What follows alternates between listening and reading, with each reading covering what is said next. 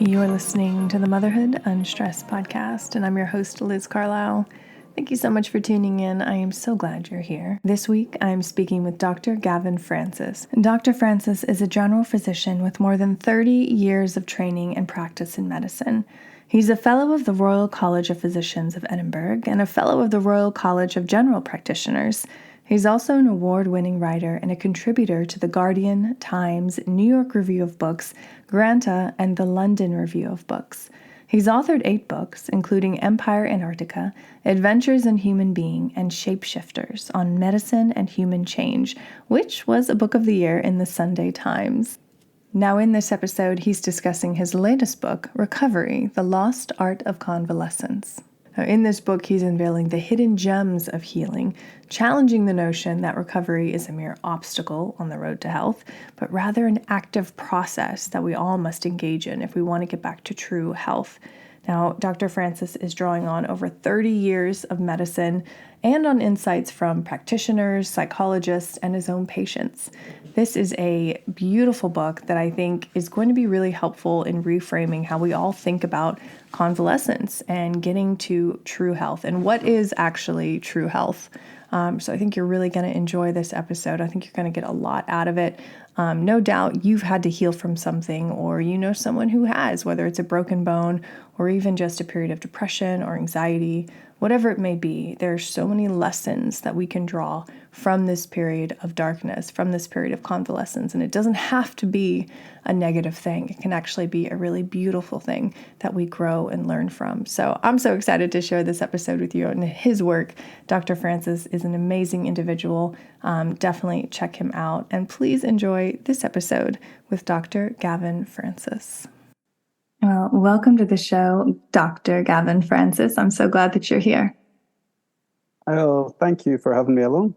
Absolutely. And we're here to talk about your new book. Before we get into all of that, can you talk about the main events in your life, specifically your childhood, that led you to focus on this and this really crucial, important part of healing? Sure. Yeah, thank you. So I grew up in Scotland near Edinburgh, and I describe quite near the beginning of this book 2 contrasting experiences of recovery I had very early on. And one was when I had an accident off a bicycle, which broke a bone in my leg, broke my tibial plateau, and I had my leg immobilized for a couple of months. And then I described the slow recovery from that, rebuilding the balance and the strength in that leg. And also, as a child, I suffered from meningitis, and that gave a very different experience of recovery in the sense that meningitis was exhausting. I had a lot of fatigue afterwards, headaches. There was a kind of slow recovery from that, which was very different in nature from the one where I was watching my leg slowly build up health and strength again. And so I used those 2 stories early on in the book to try and make the point that I'm very aware, both from personal experience and from my work as a physician, that recovery takes many different forms with different people. It's unique, really, both to the individual and to the condition that you're recovering from. But there are some general principles, I think, that we can draw out that can be useful in lots of different situations. Yeah. And I love how you talk about the impact of culture in healing and how different it could be in the United States versus Asia, and how culture really does impact our thinking around healing, our expectations around healing. Can you speak to that? Yeah, sure. So it's something that I've become increasingly aware of. I wasn't so aware of when I was still at medical school, but then gradually as I began to practice, first in emergency medicine and then as a primary care physician, I started to realize very much that illness is as much about culture, really, as it is about disease, in the sense that we fall ill in patterns that we almost expect to, and our expectations of the body also influence the way we recover as well as the way we fall ill. And there's lots of different examples of that, different kind of cultural conditions which afflict certain kinds of groups and not others. One of the ones I home in on with regard to the kind of Western European culture that I'm part of is there can be a real lack of self-compassion, and people often drive themselves very hard, try and push themselves back to work before they're really ready to go back to work. And quite a lot of my job as a primary care physician is about reassuring people that they really do need to take time off, that actually in some situations their work is making them unwell or ill or delaying their recovery. And so trying to encourage people to take that permission to give recovery the adequate time and respect that it deserves. Why do you think we are so reticent to do the healing work, to really dive deep, to let the body do what it needs to do in, the Western culture? Do you think it's programmed from birth, or do you think we're all just comparing ourselves to each other more than other cultures? Yes, I think there's lots of different roots to it. There's often, obviously one of the biggest roots is economic. So if you don't have a safety net and you're going to lose your income if you're off work, that of course is a huge driver. Connected to that economic factor is what you just alluded to, the kind of competitiveness that people feel that they're letting colleagues down and them letting themselves down if they take a step back. And so there's a real kind of competitive drive to keep ahead, whether it's in your career or whether it's in terms of trying to keep up with your neighbors, in terms of how well you feel you're fulfilling your parenting duties. There's a kind of competitive edge there that people push themselves to. I think those are probably the two main ones that drive us in the West, or that I see among my own patients. Sometimes, if people have got a very good close-knit family, we've got a lot of close family around them that are able to take up some of the slack and help them, that can be really helpful. And so I guess another cultural element is if the family is quite divided and split up geographically, and the people don't have close relatives nearby, and that can be a real difficulty in terms of recovery from illness too. Right. This period of healing you talk about in the book is so important, not only just to get to where we were before, but I love how you talk about to get to a point of what's possible and to reframe it that way and to look at our lives differently. A moment of injury and illness is really just the beginning of a new journey. Can you speak to that and how we can all, the woman tuning into this can, whether she's experienced illness or not, or someone in her family, how she can begin to reframe how she thinks about healing? Well, when I was a medical student, they used to teach us this definition of health, which was health is complete social, physical, and mental well-being. And I remember thinking when I was a medical student, I was like, that's ridiculous. Like, that must be almost nobody has complete social, physical, and mental well-being. So what proportion of the global population has actually got health under that definition? And slowly, as I worked and gained more experience as a physician, I realized, well, no, actually, I think that's quite a poor definition. And health to an 18-year-old means something very different from health to a 40-year-old, to a 60-year-old, to an 80-year-old. And that health is much better reframed as a balance between extremes, a bit more of a kind of old-fashioned classical approach to health, but that it means something different for different people and at different stages of your life. And it's much more helpful, rather than having some sort of golden perfection that you're always striving and failing to reach, to think about health in terms of achievable goals and in terms of the possibilities that are open to you. And I quote this wonderful rehabilitation physician, a chap called Christopher Ward, and he works helping people rehabilitate from the most disabling, appalling injuries. And he says that very early on in a therapeutic relationship, he tries to talk to people about this idea of possibilitation rather than rehabilitation. What is going to be possible for you in this new situation that your illness has or your injury has thrust upon you. How can we get you into the best possible place to live with the least suffering, with the most dignity, with the most autonomy? What is going to be possible, and what can we do to help facilitate that? And I think it's a much more generous, a kind of magnanimous way of thinking about health that I admire. Do you know, some of my patients, for example, have incurable illnesses. Do you know, if you have an incurable illness, I still want to think you can recover in the sense of building towards that life of more dignity, more autonomy, less suffering. We just have to take a different kind of route to it.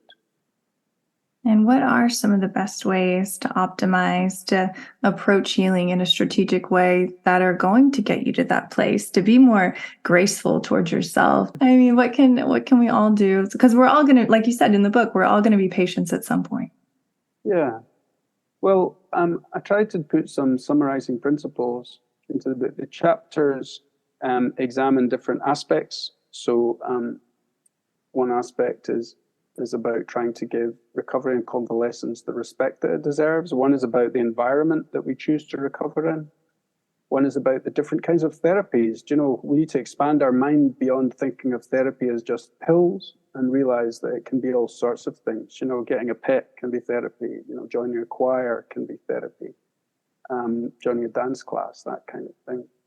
And so some principles that I try to set out with patients that are struggling with recovery would be that remember that recovery isn't really passive, that it's an act, and you do it better if you engage with it as an act. And it can also be sometimes an opportunity as well as an imposition.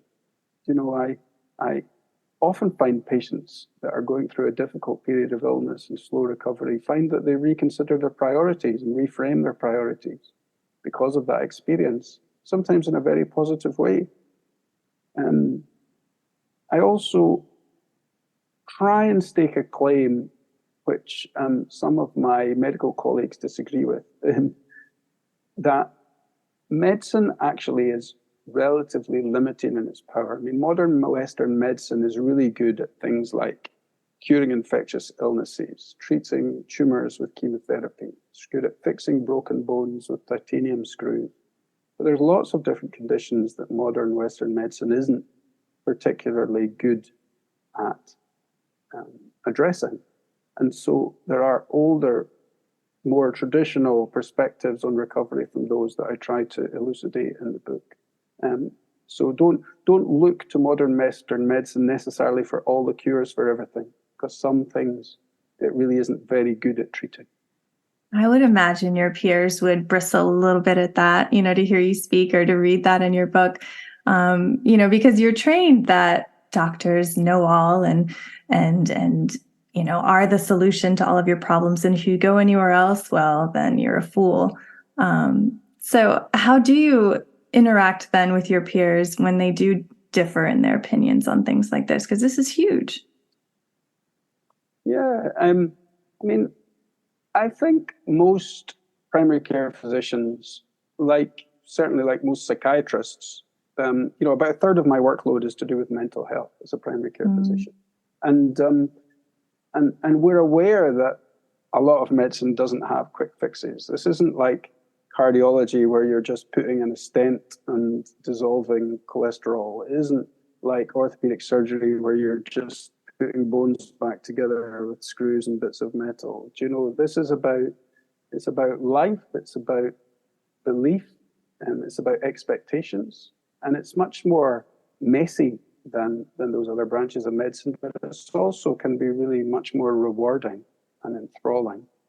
And so I find actually that when I have these conversations with my peers, that they do start to say, oh yeah, I know what you mean, or I see what you mean. I think one example is the chapter that I wrote in this book is called The Ideal Doctor, and it stakes out my position, which is that over 30 years in medicine, I've realized that the very best doctors are the ones who can intuit or figure out quite quickly after meeting a patient what kind of approach they should take. should they take a very kind of distant, objective scientific approach? Should they take a much more touchy-feely kind of gentle approach, sort of soft? Or should they maybe take a kind of collaborative approach where they form an alliance with the patient together to go on a journey together through this illness? The really good physicians, I think, figure out which kind of doctor they need to be to help that particular patient. And when I discuss that with my colleagues, usually they recognize that. They say, oh, yeah, I've met people who, you try to adopt a kind of very objective scientific approach, and it just doesn't work. And you have to adopt something much more collaborative, or vice versa. I would imagine, too, as a doctor, you're seeing so many patients. After so many years, you would either have to adapt to be like that, or you would get burnt out yourself. Do you find that to be true? Yeah, I think that the most, the happiest doctors are the ones that stay curious about their fellow human beings, are genuinely interested in hearing about other people's lives, and who manage to hold on to that satisfaction of really caring about what happens. And it's very easy to get burnt out. The pressure of demand sometimes can be quite overwhelming, and it would be too much for anybody. And so I always, when I speak to colleagues as well, I spend quite a lot of time talking about avoiding burnout, like trying to keep your love for the job, trying to keep your enthusiasm and your curiosity about your fellow human beings, which is the way to keep being happy as a clinician. Yeah. I mean, my sister works in oncology, and she'll tell me stories about trying to help patients and they'll pass, and it's devastating to her. And I just wonder, how do you as a physician stay strong, stay resilient, stay curious after everything that you've seen and experienced in your work? Well, I'm a primary care physician, and so the tremendous variety is something that keeps me really satisfied and interested, because although I've been doing this for a lot of years, I've never had 2 days the same. So I've never had 2 days where the same stories come through the door. There's always something different. And every week, there's somebody who'll come with a story or a problem that I've never come across before. And so that keeps me really engaged and curious. Also, my family, I've got 3 young kids. I'm very engaged with them and their lives, and very drawn into they're all teenagers now, so all the fascination of that, and and I spend a lot of time doing kind of outdoor cycling, walking, hiking, that kind of thing. And through those 3, family and outdoors and my professional life, I seem to keep my interest and engagement with the work. Do you find that you're more motivated to have that full bill of health in your own life because of what you see day to day? I mean, I'm sure you see healthy people all the time too, but I would imagine if you're seeing people who are afflicted by disease or some kind of illness, I mean, it would motivate me to get to the gym, to eat the salad versus the hamburger, things like that. Mm-hmm. Yeah, there's something I tried to write about a little bit in this book is the very occasional, I mean, I'm not trying to suggest that they're common, these things, but occasional advantages of illness. And one of those advantages, which is a very tiny silver lining on a big cloud, is that it really helps you to cherish health and wellness when you have it or when you see it in others. And certainly my medical work has given me a really heightened awareness of the preciousness of health. And when I come home from a really busy or difficult day dealing with a lot of complex problems, to chat with my family over dinner, it definitely heightens the satisfaction or how rewarding that is if I'm aware of just how fragile health is, how easily things can be taken away from us. And so if illness has got any positives in our life, then maybe that's one of them, to remind us of the fragility, really, of our wellness and our health, and to help us to cherish it when we have it.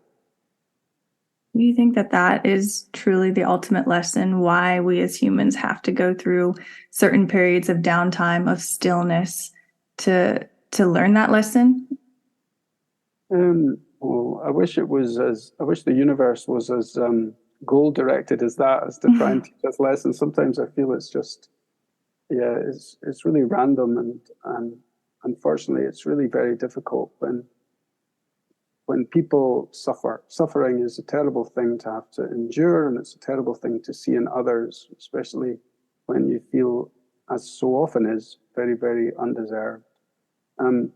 But it does, you're quite right, it does heighten the preciousness of it. And our, you mentioned recharging, so stillness helps us recharge. And I think that all human beings need periods of rest and reflection, and convalescence is one way of obliging us to do that. You know, when you're recovering from an illness, you really have to stop for a while. And I've known many patients over the years that lead busy, stressful lives, whether they be executives in big companies or whether they be homemakers with a lot of demands from family. When an illness has actually forced them to stop and reconfigure their priorities, that has ultimately proven to be a helpful change in their life. And it's something they wouldn't have chosen to go through, but I guess that's the great trick in life, isn't it? Is trying to pick up those odd silver linings from the clouds that keep coming over us. I love that. And I would think too, as a dad, I mean, that's something that you try to impart to your children. Are they receptive to this latest book, to your philosophy on life when it comes to healing? I mean, they're so much younger. And like you said, at that age, your idea of health and how life should be is different than when you're older. Yeah, absolutely. No, I do try and encourage them to have a bit of self-compassion, you know, in terms of if they're not feeling 100%, to say, well, it's fine, you know, not to go and do your, go play hockey or basketball, or it's fine to have a duvet weekend if you're feeling below par. You know, I'm trying to teach them those little lessons of that sometimes a little bit of self-compassion can ultimately help you in the longer run. It makes you feel stronger and better afterwards than just keeping pushing yourself because you feel you ought to do something. I love that. I love that. Do you think it was you getting meningitis or getting on that bike accident in your childhood that kind of formed the foundation for this philosophy on life? Or do you think it was just being in the medical field for so many years and seeing so many patients and helping them through these periods of convalescence? Yeah, I think it's a bit of both. I mean, I sometimes think back on these childhood experiences and wonder if that's what triggered me to want to be a doctor. Mm-hmm. You know, if I'd never been unwell as a child, I would never really have encountered hospitals. And my memory of hospital is very positive. You know, it was a place where I felt the how worthwhile and how useful it was as a job. I felt very safe when I was there, that people knew what they were doing and looking after me and helping me to get better. And that probably did lay a bit of a foundation stone in my idea of wanting to study medicine. This book itself actually grew out of seeing so many patients recovering or struggling to recover from COVID, because I had a lot of patients who were really very fatigued after they had COVID, or they were really very breathless after they had COVID. And I realized I was having similar conversations again and again with these patients, or, you know, they're young and old, they were all sectors of society. And I realized that there were certain principles that I took for granted that they didn't take for granted. And so it was quite helpful for me to distill all those nuggets of wisdom I picked up over the years practicing medicine, put them all in one short, accessible, fairly, compact book. So that was the initial impulse, was realizing just how often I was having to have conversations about principles of convalescence with people in that year through 2021, 2022. Yeah. Did you find that people really had no understanding of true convalescence, no real way to wrap their heads around it. I mean, is everyone that you meet and that you were talking to who fell ill, who wasn't back right where they wanted to be, were they confused? Like, what is going on? What is it? I don't want to stop. I don't understand this. This doesn't make sense. Yeah, I mean, I think it's something to do with what you alluded to earlier in terms of our society pushes us to achieve. It's quite a kind of high stress, high turnover, high speed society. There's a lot of expectations come with that. And with that also comes a kind of degree of impatience. And I have had so many conversations with people who've understandably found themselves very impatient at how long it's taking them to recover. You know, we've got kind of used to the idea that modern medicine is really magical and can fix things very, very quickly. And through the 1950s and 1960s, you know, as more and more antibiotics were developed and inhalers were developed and steroids and chemotherapies, and we got more and more used to the idea that modern medicine should have quick fixes for almost anything that goes wrong with us.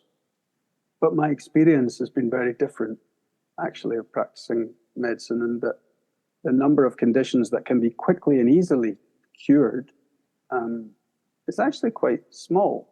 And I often have to spend time with my patients trying to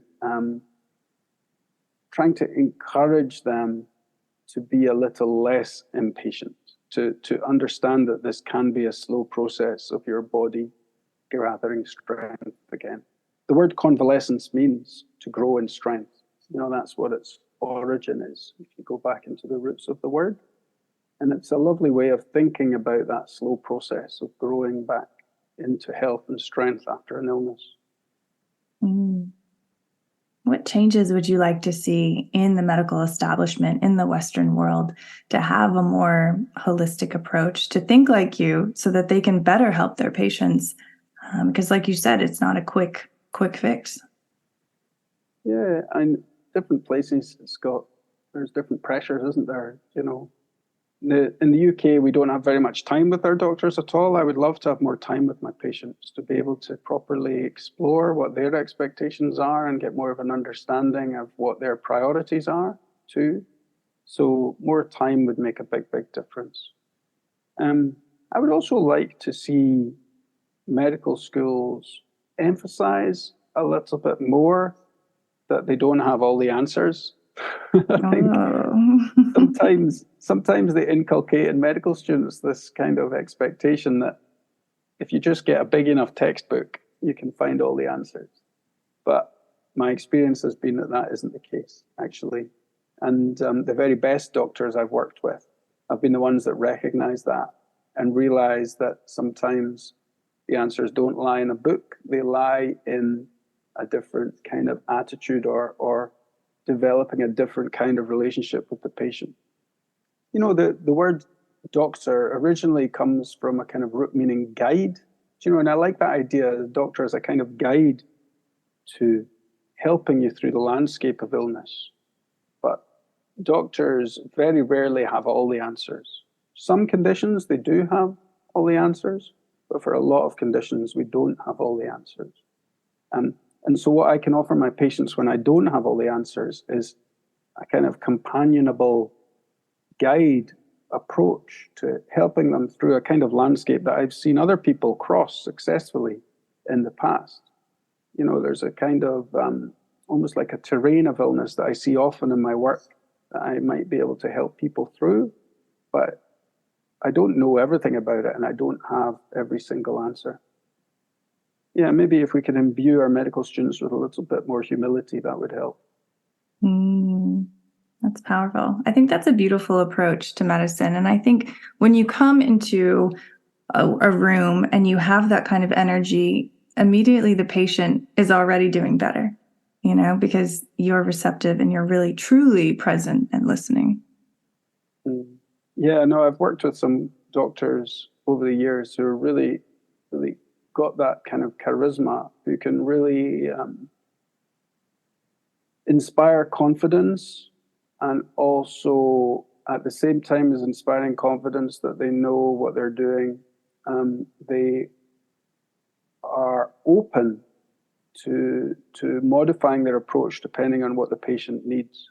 And I've tried hard to learn from that when I've got adequate time. Consultations are always so pressed for time. Right. Well, I think too, we have so many doctors tuning into this show, and there's this sense of that's why you got into the profession, right? It wasn't all ego. It was to help people and to heal people. And there's that desire to do that. And so I think to hear you say that, they're all kind of going like, yeah, exactly. Like we want to do better. We need to do better. But again, it's that little trick of time that we're all pressed against the wall, all of us. Yeah. And there's something as well that I wanted to try and highlight in this book, which will be very resonant for your listeners, which is to do with caring for the caregivers. So much of our modern medical system allocates people quite short periods of time with their physicians, sort of short, intermittent bursts of contact.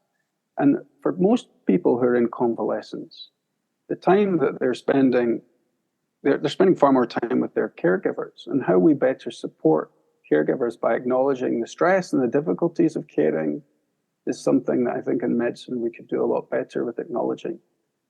I saw that hugely during the pandemic when a lot of third sector services, a lot of kind of support services for people suffering chronic illness were closed down. And so the stresses on carers and caregivers really increased enormously during that period. And I hope that as we rebuild following the pandemic and rebuild our services, we do it with the needs of those caregivers in mind. I love that. We could end on that. But Dr. Francis, if there were anything that you would want to leave with the listener today about your work, about your life, about your thoughts on this important period of healing, what would that be? I think it would just be that